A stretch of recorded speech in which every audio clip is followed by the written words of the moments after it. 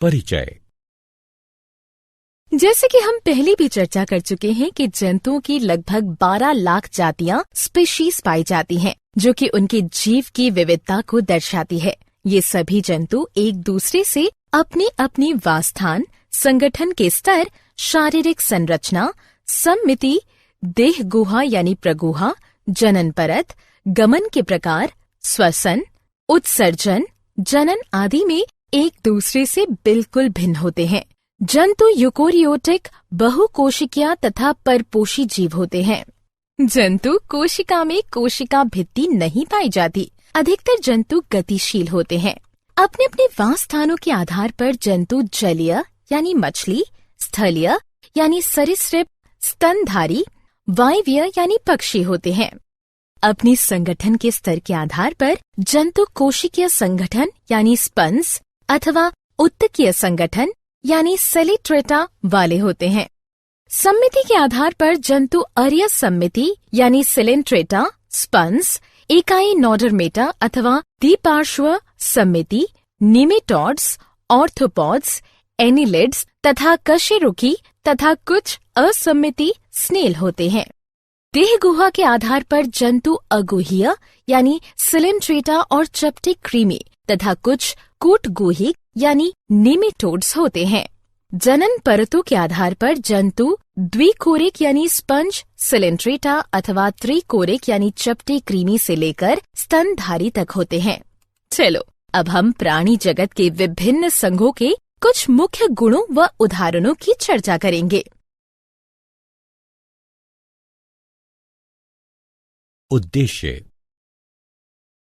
इस पाठ के अंत में आप निम्न करने में सक्षम हो जाएंगे: प्राणी जगत के गुणों को समझना, प्राणी जगत के भागों को पहचानना, प्राणी जगत के वर्गों के गुणों को समझना, नाम पद्धति को समझना। संघ पोरीफेरा। क्या तुम जानते हो कि पोरीफेरा शब्द ग्रीक भाषा के पोरस अर्थ छिद्र तथा फेर्रे यानी दिखाई शब्द से मिलकर बना है, जिसका अर्थ है वह प्राणी जिसके पूरे शरीर पर अनेक छिद्र उपस्थित हों। ये छिद्र शरीर में उपस्थित नाल प्रणाली से जुड़े होते हैं, जिनके माध्यम से शरीर में जल, ऑक्सीजन और भोज्य पदार्थों का संचरण होता है। सिर्फ एक समूह को छोड़कर संघ पोरीफेरा के सभी प्राणी स्थावर तथा लवणीय होते हैं। ये सभी प्राणी स्पंज कहलाते हैं। ये अचल प्राणी होते हैं जो किसी आधार से चिपके रहते हैं। संघ पोरीफेरा के प्राणियों का शरीर कठोर आवरण अथवा बाह्य कंकाल से ढका होता है। कंकाल कैल्शियम अथवा सिलिका युक्त कंटिकाओं अथवा स्पंजिन तंतुओं या फिर दोनों से मिलकर बना होता है। इनकी शारीरिक संरचना अत्यंत सरल होती है, जिनमें ऊतकों का विभेदन नहीं होता है। ये बहुकोशिकीय, द्विकोरिक तथा अरीय सम्मिति अथवा असम्मिति जीव होते हैं। उदाहरणार्थ यूप्लेक्टेला, साइकॉन, स्पांचिला यानी स्वच्छ जलीय स्पंज, क्लियोना तथा यूस्पंजिया यानी बाथ स्पंज इत्यादि। संघ सिलेंट्रेटा, नाइटेरिया। इसी तरह सिलेंट्रेटा शब्द ग्रीक भाषा के कोइलोस यानी खाली तथा एंट्रोन यानी आहार नली से मिलकर बना है। संघ सिलेंट्रेटा के प्राणी अधिकांशतः जलीय एवं हाइड्रा को छोड़कर शेष सभी लवणीय होते हैं। इस संघ के प्राणियों को नाइटेरियन भी कहते हैं। ये बहुकोशिकीय, द्विकोरिक तथा अरीय सम्मिति वाले जीव होते हैं। इन प्राणियों में केंद्रीय जठर संवहनी यानी गैस्ट्रोवेस्क्युलर गुहा पाई जाती है, जो कि पाचन तथा परिसंचरण में सहायता प्रदान करती है। इनकी शरीर भित्ति दो परतों यानी बाहरी एपिडर्मिस तथा आंतरिक यानी गैस्ट्रोडर्मिस से मिलकर बनी होती है। कुछ जंतु समूह में रहते हैं, जबकि शेष एकाकी जीवन व्यतीत करते हैं। उदाहरण हाइड्रा। स्लेंट्रेटा के कुछ उदाहरण हैं हाइड्रा, ओबेलिया, ओरेलिया यानी जेलीफिश तथा मैट्रीडी।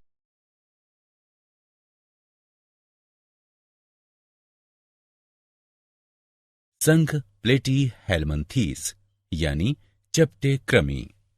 उसी तरह प्लेटी हेलमंथीस शब्द ग्रीक भाषा के शब्द प्लेटीस यानी चपटे तथा हेलिमंस यानी वर्म या कृमि से मिलकर बना है। इस संघ के प्राणी पृष्ठाधर रूप से चपटे होते हैं, इसलिए इन्हें सामान्यतः चपटे कृमि कहा जाता है। इस संघ के प्राणी द्विपार्श्व सममिति वाले, बहुकोशिकीय तथा त्रिकोरकी होते हैं। इन प्राणियों में देहगुहा यानी प्रगुहा नहीं पाई जाती है। इन प्राणियों में पाचन गुहा एक अकेले मुख के रूप में उपस्थित होती है। ये अधिकतर परजीवी होते हैं तथा कुछ मुक्त तैरने वाले होते हैं, जैसे कि प्लेनेरिया। प्लेटी हेलमंथीस के उदाहरण हैं प्लेनेरिया, पर्णकृमि यानी फेसियोला, सिस्टोसोमा तथा फीता कृमि यानी टीनिया।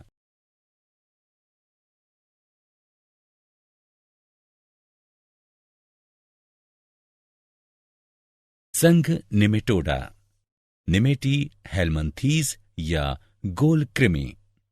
समान रूप से निमेटोडा यानी निमेटी हेलमंथीस शब्द ग्रीक भाषा के नेमा यानी धागा तथा हेलमंस यानी वर्म या कृमि से मिलकर बना है। इस संघ के प्राणी द्विपार्श्व सममिति वाले, बहुकोशिकीय तथा त्रिकोरकी होते हैं। इनका शरीर बेलनाकार तथा छोरों पर मुड़ा हुआ होता है। इनमें ऊतक पाए जाते हैं। वास्तविक अंग अनुपस्थित होते हैं, जबकि कूट गुहा पाई जाती है।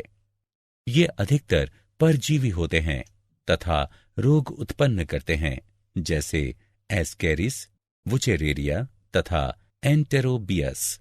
निमेटी हेलमंथीस के कुछ उदाहरण हैं एस्केरिस, वुचेरेरिया, एंटेरोबियस तथा एनकाइलोस्टोमा यानी अंकुश कृमि।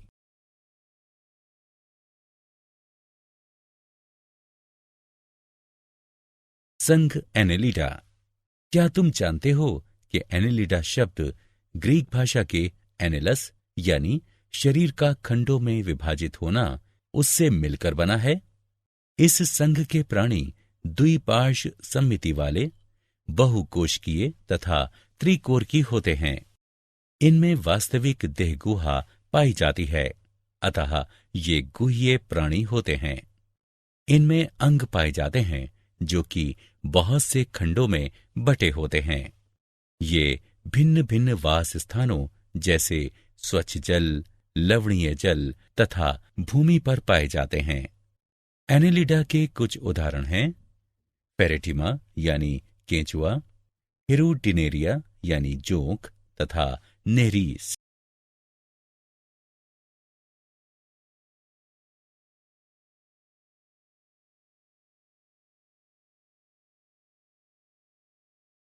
संघ आर्थ्रोपोडा।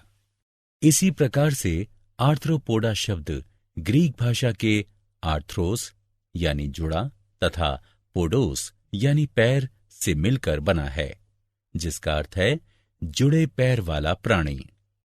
इस संघ के प्राणी द्विपार्श्व सममिति, त्रिकोरकी तथा बहुखंडित होते हैं।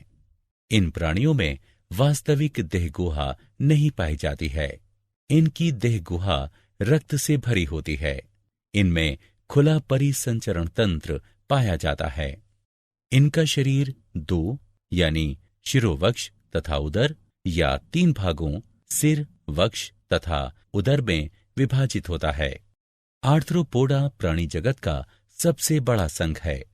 वर्तमान में आर्थ्रोपोडा की लगभग 9 लाख जातियां यानी स्पीशीज ज्ञात हैं। ये प्राणी जलीय अथवा स्थलीय दोनों होते हैं।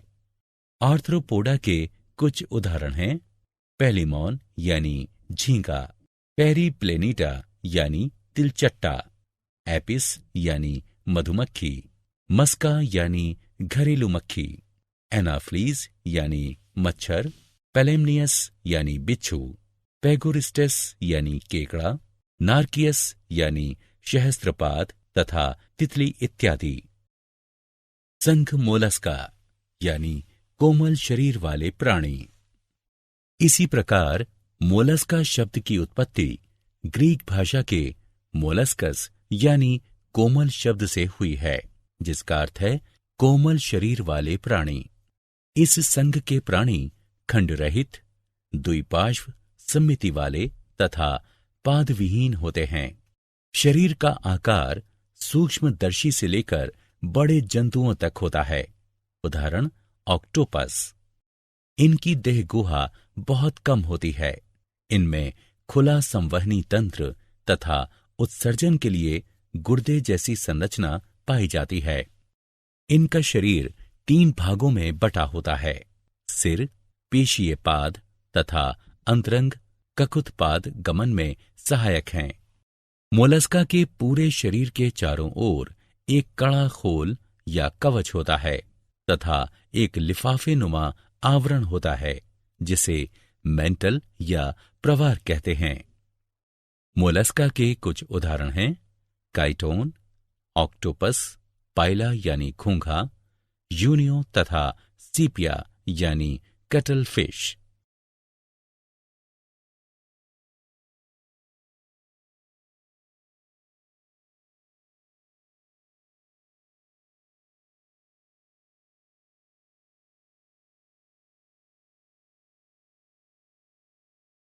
संघ इकाइनोडर्मेटा यानी शूलयुक्त प्राणी।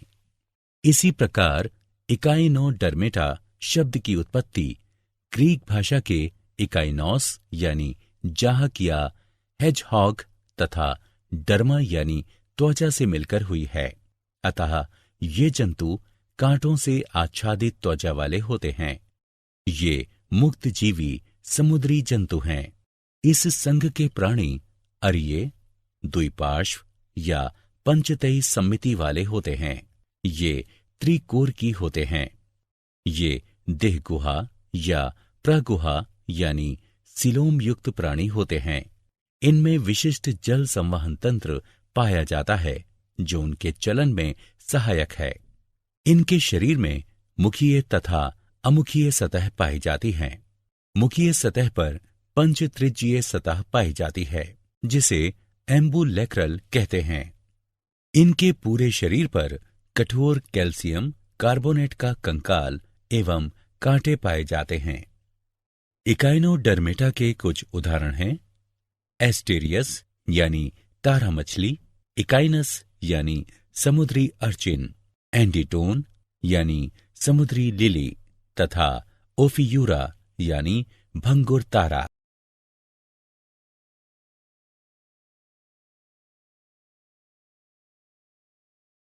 संघ प्रोटोकोडेटा। क्या तुम जानते हो कि प्रोटाकोडेटा शब्द की उत्पत्ति ग्रीक भाषा के प्रोटो यानी आद्य तथा कोडा यानी छड़ से मिलकर हुई है। इस संघ के प्राणी द्विपार्श्व सम्मिति त्रिकोर की होते हैं तथा इनमें प्रगुहा यानी सिलोम पाई जाती है। पृष्ठरज्जु छड़ की तरह एक लंबी संरचना है, जो जंतुओं के पृष्ठभाग पर पाई जाती है। यह तंत्रिका ऊतक को आहार नाल से अलग करती है। यह पृष्ठरज्जु प्रोटोकोडेट जंतुओं के जीवन की सभी अवस्थाओं में उपस्थित नहीं रह सकता है।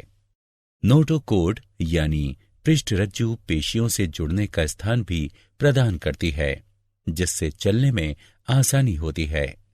ये समुद्री जंतु हैं। प्रोटोकोडेटा के कुछ उदाहरण हैं बेलेनोग्लोसस,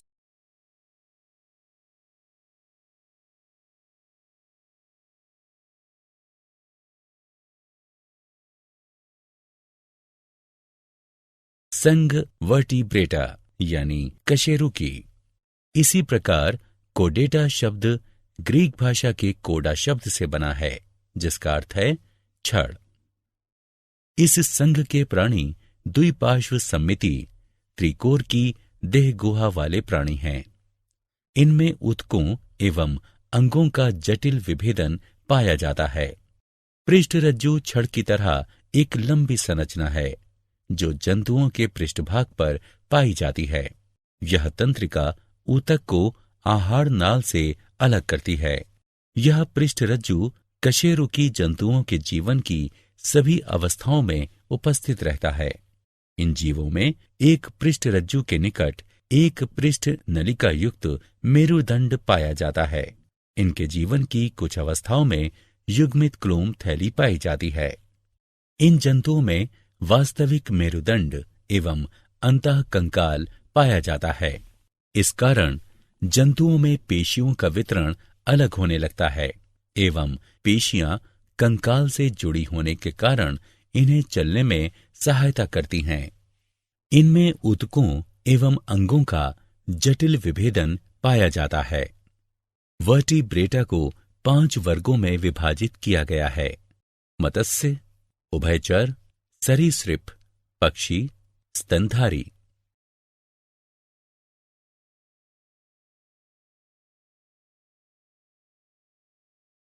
वर्ग मत्स्य। पिसीज शब्द की उत्पत्ति इंडो यूरोपियन मूल के पेइस्क शब्द से हुई है। इसका अर्थ है मछली।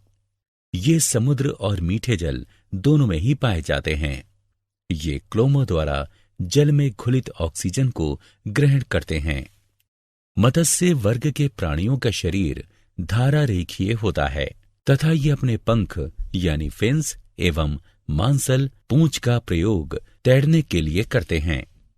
इनमें उपास्थि अथवा अस्थि कंकाल पाया जाता है।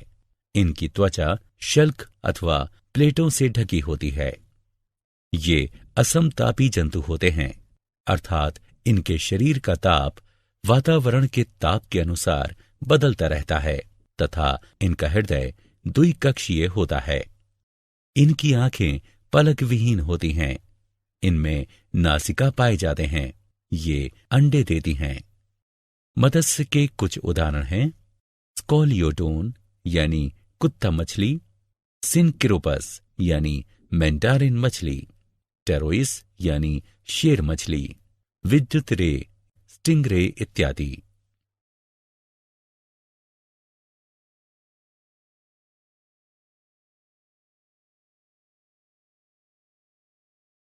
वर्ग उभयचर।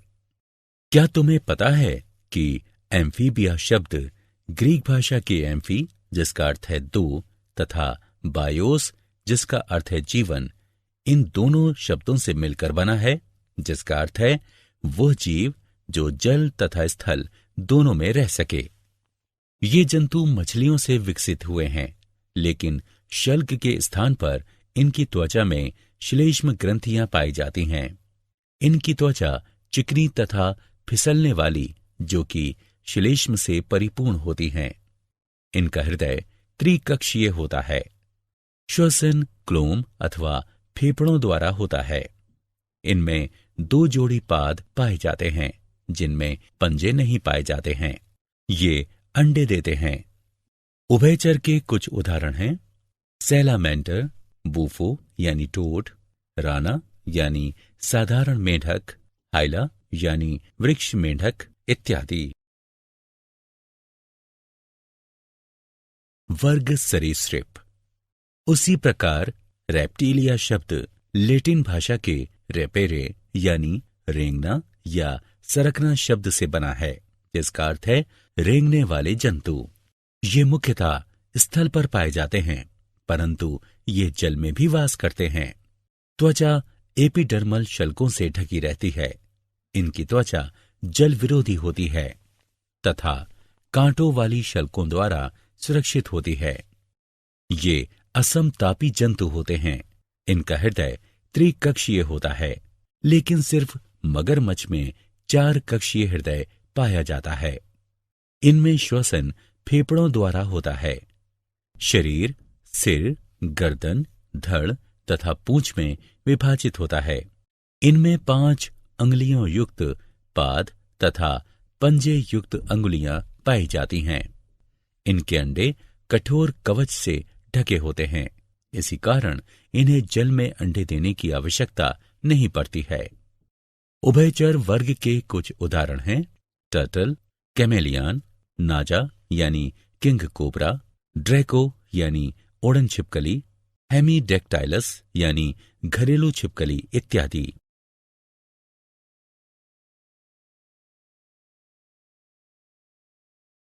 वर्ग पक्षी। क्या तुम्हें पता है कि एवीज शब्द लैटिन भाषा के एविस शब्द से बना है, जिसका अर्थ है पक्षी। इनका शरीर तरकु या नाव की आकृति का होता है, जो कि सिर, गर्दन, धड़ तथा पूंछ में विभक्त होता है। इनका शरीर परों से ढका होता है। ये समतापी प्राणी हैं। इनका हृदय 4 कक्षीय होता है। ये फेफड़ों द्वारा श्वसन करते हैं। अग्रपाद रूपांतरित होकर पंख बनाते हैं। पश्चपाद में सामान्यतः शल्क होते हैं, जो रूपांतरित होकर चलने, तैरने तथा पेड़ों की शाखाओं को पकड़ने में सहायता करते हैं। ये कैल्शियम कवच से ढके हुए अंडे देते हैं। पक्षी वर्ग के कुछ उदाहरण हैं सिकोनिया यानी सफेद स्टॉर्क, आइथिया यानी नर गुच्छेदार बत्तख, स्ट्रेयो यानी ऑस्ट्रिच, कोलुम्बा यानी कपोत, पेसर यानी गौरैया, कार्वस यानी कौवा इत्यादि।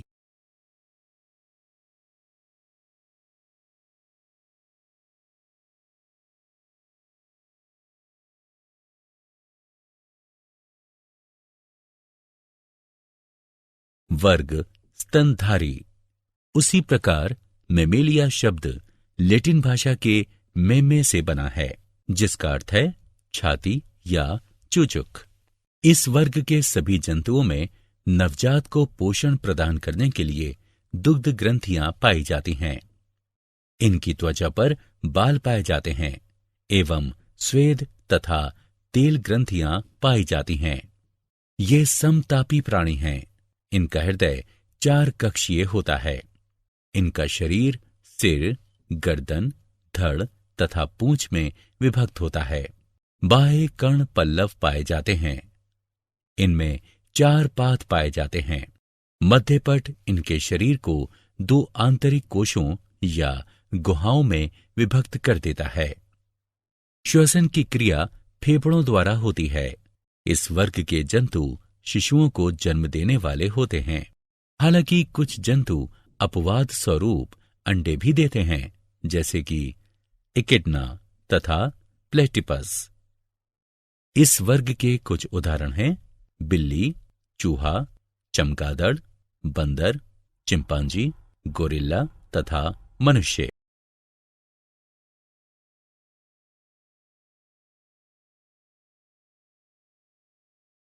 नाम पद्धति। नाम पद्धति सजीवों जैसे पौधों तथा जंतुओं के नामकरण की एक प्रणाली है। क्या तुम्हें पता है कि नाम पद्धति की आवश्यकता क्यों पड़ी? मैं तुम्हें बताता हूं। इसके पीछे कारण यह था कि सामान्य नाम केवल स्थानीय जंतुओं को ही शामिल करते हैं तथा पूरे संसार के पौधों तथा जंतुओं को शामिल नहीं करते हैं। दूसरी समस्या ये थी कि विभिन्न स्थानों पर रहने वाले लोगों द्वारा एक जीव को भिन्न भिन्न भाषाओं में उनके अनुसार अलग अलग नाम दिए गए हैं। तीसरी समस्या थी कि कुछ नाम भ्रम पैदा करते थे, जैसे सितारा मछली, कटल मछली तथा जली मछली वास्तव में मछली नहीं है। सबसे बड़ी कमी यह है कि सामान्य नाम को चुनने के पीछे कोई वैज्ञानिक आधार नहीं है। 18वीं शताब्दी में कैरोलस लीनियस ने जीवों का नामकरण करने के लिए अपनी पुस्तक स्पीशीज प्लांटेरम में वैज्ञानिक पद्धति द्विपद नाम पद्धति को प्रस्तावित किया था। द्विपद नाम पद्धति में पहला नाम जीनस और दूसरा स्पीशीज का होता है। द्विपद नाम पद्धति में वैज्ञानिक नाम लिखने से पहले इस पद्धति के कुछ नियमों का पालन करना चाहिए। प्रत्येक वैज्ञानिक नाम में 2 शब्द अवश्य होने चाहिए, जीनस तथा स्पीशीज नाम। जीनस का नाम अंग्रेजी के बड़े अक्षर से शुरू होना चाहिए। स्पीशीज का नाम अंग्रेजी के छोटे अक्षर से शुरू होना चाहिए। वैज्ञानिक नाम केवल ग्रीक या लैटिन शब्द से ही उत्पन्न होने चाहिए। छपे हुए रूप में वैज्ञानिक नाम इटैलिक में लिखे होने चाहिए। अगर ये नाम हाथ से लिखे हों तो ये रेखांकित होने चाहिए। वैज्ञानिक नामों की सार्थकता यानी महत्व इसलिए है क्योंकि ये पूरे विश्व में एक समान ही होते हैं।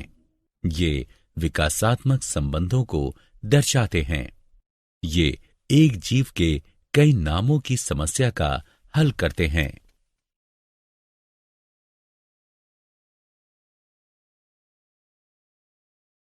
क्या आप जानते हैं जंतु जगत को दो समूहों में विभक्त किया गया है, अरज्जुकी तथा रज्जुकी। अरज्जुकी में 8 संघ आते हैं: Porifera, Coelenterata, Platyhelminthes, Nematoda, Annelida, Arthropoda, Mollusca और इकाइनोडर्मेटा। जबकि रज्जुकी को 2 समूहों में विभक्त किया गया है: प्रोटोकोडेटा तथा वर्टिब्रेटा यानी कशेरुकी। वर्टिब्रेटा यानी कशेरुकी को पुनः 5 वर्गों में विभक्त किया गया है: मत्स्य, उभयचर, सरीसृप, पक्षी तथा स्तनधारी।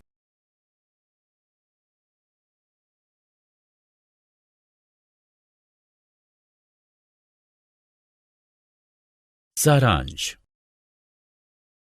आइए हमने जो कुछ सीखा है उसे संक्षेप में दोहराएं। जंतु बहुकोशिकीय यूकेरियोट होते हैं।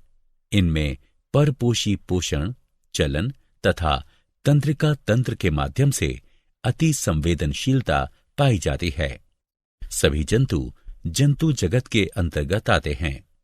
जंतुओं का शारीरिक संगठन कोशिकीय स्तर, ऊतकीय स्तर अथवा अंगीय स्तर का होता है। जंतुओं का शरीर असममिति, अरीय सममिति अथवा द्विकोरक सममिति वाला हो सकता है। अपनी प्रारंभिक विकास की अवस्थाओं वाली भ्रूणीय परतों की संख्या के आधार पर जंतु द्विकोरिक अथवा त्रिकोरिक हो सकते हैं। जंतु अप्रागुही यानी सीलोम के बिना कूटप्रागुही यानी मिथ्या सीलोम तथा प्रागुही हो सकते हैं। जंतुओं को 10 संघों यानी फाइलम में बांटा गया है: Porifera, Coelenterata, Platyhelminthes, Nematoda, Annelida, Arthropoda, Mollusca, Echinodermata, Protochordata और कार्डेटा।